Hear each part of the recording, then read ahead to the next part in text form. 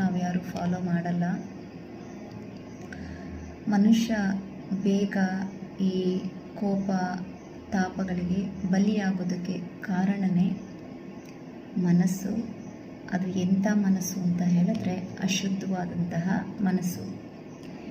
ಈ ಮನಸ್ಸಿನ ಅಶುದ್ಧತೆ ಅಶಾಂತಿಗೆ, ದುಃಖಕ್ಕೆ, ಹಾಗೆ ದುಗುಡಗಳಿಗೆ ಕಾರಣವಾಗುತ್ತೆ. ಹಾಗಾಗಿ ಮನಸ್ಸನ್ನು ಯಾವಾಗಲೂ ಶುದ್ಧವಾಗಿಟ್ಕೋಬೇಕು. ಈಗ ಮನಸ್ಸನ್ನು ನಾವು ಅಶಾಂತಿಯಿಂದ ಶಾಂತಿ ಕಡೆಗೆ, ಅಶುದ್ಧತೆಯಿಂದ ಶುದ್ಧತೆ ಕಡೆಗೆ ತರಬೇಕು ಅಥವಾ ಶಾಂತವಾಗಿ ಇಟ್ಕೋಬೇಕು ಅಂತ ಹೇಳಿದ್ರೆ ಮುಖ್ಯವಾಗಿ ನಮಗೆ ಬೇಕಾಗುವಂಥದ್ದು ಧ್ಯಾನ, ಪೂಜೆ, ಏಕಾಗ್ರತೆ, ಹಾಗೆ ಸಜ್ಜನರ ಸಹವಾಸ. ಒಂದು ನೆನಪಿಟ್ಕೊಳ್ಳಿ,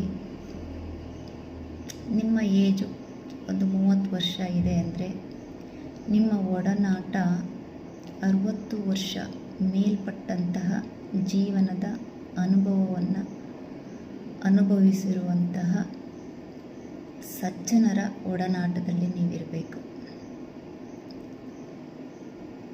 ಅವರಿಂದ ನಾವು ಕೇಳೋದು ಬಹಳ ಇರುತ್ತೆ, ಕಲಿಯೋದು ಬಹಳ ಇರುತ್ತೆ.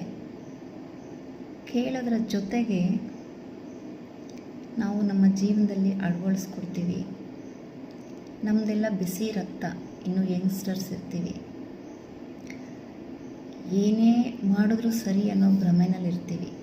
ಆದರೆ ಈ ಹಿರಿಯ ಸಜ್ಜನರ ಒಂದು ಒಡನಾಟದಲ್ಲಿ ನಾವಿದ್ದಾಗ, ಅವರನ್ನು ನೋಡ್ತಾ, ಅವರ ಬದುಕನ್ನು ಹತ್ತಿರದಿಂದ ನೋಡ್ತಾ ನಿಮಗನ್ಸುತ್ತೆ, ಅಂದರೆ ನಮಗನ್ಸುತ್ತೆ, ಏನೂ ಇಲ್ಲ, ಇಷ್ಟು ಅಹಂಕಾರದಲ್ಲಿದ್ದೇನೆ, ಎಲ್ಲ ಇದೆ ಇವರಿಗೆ, ಜೀವನದಲ್ಲಿ ಎಲ್ಲವನ್ನು ಅನುಭವಿಸಿದ್ದಾರೆ, ಆದರೂ ಇಷ್ಟು ಶಾಂತವಾಗಿದ್ದಾರೆ, ತುಂಬಿದ ಕೊಡದ ಹಾಗೆ ಇದ್ದಾರೆ. ಅವರೆಲ್ಲೂ ಕುಚ್ಕೊಳ್ಳಲ್ಲ, ನನಗೆ ಅದು ಗೊತ್ತು, ಇದು ಗೊತ್ತು, ನಾನು ಅದು ಮಾಡಿದೆ, ಇದು ಮಾಡಿದೆ, ಎಲ್ಲೂ ಏನೂ ಹೇಳೋದಿಲ್ಲ. ಆದರೆ ನಾವು ಬದುಕನ್ನು ಕಟ್ಟಿಕೊಳ್ಳುವಂತಹ ಈ ಸಮಯದಲ್ಲಿ,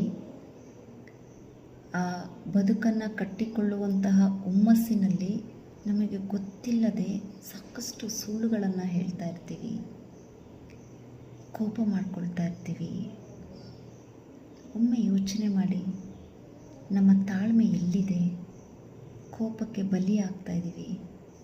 ಸಮಯ ಹೇಗಿರುತ್ತೆ, ಸಂದರ್ಭ ಹೇಗಿರುತ್ತೆ, ಯಾರಿದ್ದಾರೆ, ಯಾರಿಲ್ಲ, ಯಾರ ಮುಂದೆ ಹೇಗೆ ಮಾತಾಡಬೇಕು, ಏನು ಮಾತಾಡಬೇಕು, ಹೇಗೆ ಅಡ್ಜಸ್ಟ್ ಮಾಡಿಕೊಂಡು ಜೀವನ ಲೀಡ್ ಮಾಡಬೇಕು, ತಾಳ್ಮೆನೇ ಇಲ್ಲ. ಮೊದಲು ಬೇಕಾಗಿರೋದು ಯಶಸ್ವಿ ಜೀವನಕ್ಕಾಗಲಿ ಅಥವಾ ಯಶಸ್ವಿಯಾಗಿ ನಮ್ಮ ಸಾಧನೆಯ ಉತ್ತುಂಗದ ಒಂದು ಗುರಿಯನ್ನು ಮುಟ್ಟಬೇಕು ಅಂತ ಹೇಳಿದ್ರೆ ನಮಗೆ ಬೇಕಾಗಿರುವಂಥದ್ದು ತಾಳ್ಮೆ, ಆಮೇಲೆ ಹಾರ್ಡ್ ವರ್ಕ್. ತಾಳ್ಮೆ ಇಲ್ಲದೆ ಹಾರ್ಡ್ ವರ್ಕ್ ಮಾಡಿದ್ರೆ ಏನು ಪ್ರಯೋಜನ?